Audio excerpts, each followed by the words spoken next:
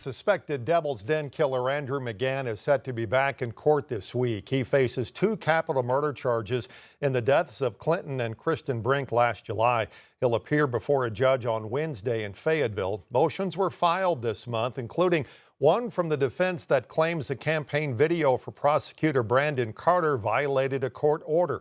It's unclear if the judge will issue a ruling on the matter this week. Investigators allege that McGann murdered the Brinks while they were hiking with their daughters at Devil's Den State Park. Both girls managed to escape the attack. McGann was arrested a few days later while getting a haircut in Springdale. He's been in the Washington County Jail ever since. Also new this weekend, a Northwest Arkansas psychiatrist accused of hospitalizing patients against their will was arrested again. Brian Hyatt was booked into the Washington County Jail yesterday. Jail records show he was arrested by U.S. Marshals and placed on a federal hold. No other information about the reason for his latest arrest was released. He is the former head of the state medical board and was the director of the behavioral health unit at Northwest Medical Center in Springdale. He already is awaiting trial on state charges of Medicaid fraud in Pulaski County. He's scheduled to be in court for that case on May 4th. Hyatt also facing more than 200 outstanding lawsuits alleging abuse and coercion.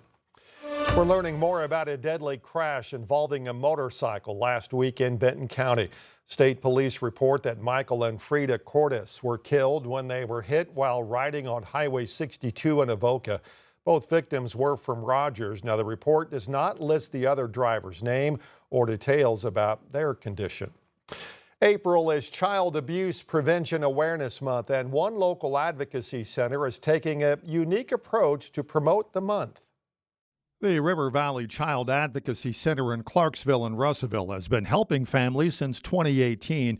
Diamond Brockett is a forensic interviewer at the Clarksville location. My job is just to talk and listen with the children. I am trained in Child First protocol to conduct, non-leading, neutral interviews that collect serious information, details about allegations of abuse. Since opening, they have been renting these signs to local businesses and individuals. It's not huge.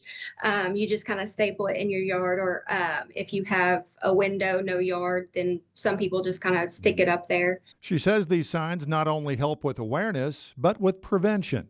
The people who are kind of on the line about reporting something that they've seen or heard, and I just feel like it gives that extra push for something to be reported if it's needed. With rounds of budget cuts from federal and state government, Brockett says these signs help raise money to help those families the center serves every day.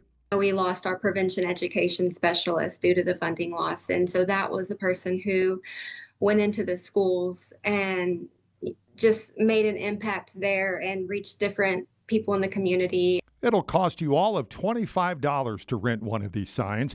Renting one of them or 2 of them is very easy. Give us a call here at the center. I will write your address down. It does, though, come with one humble request.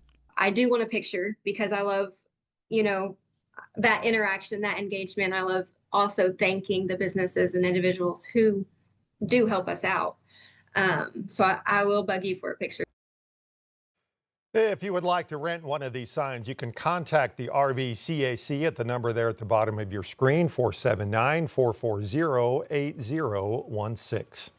Looking ahead to tomorrow, the White House says relief is on the way for TSA officers that have been working without pay through the ongoing government shutdown. The President signed a memorandum to pay TSA officers, and those payments are expected to go out tomorrow. Lawmakers left Capitol Hill on Friday for a 2-week recess without a deal to fund the Department of Homeland Security. The Trump administration deployed immigration agents to more than a dozen airports last week to help with crowd control until a deal is reached.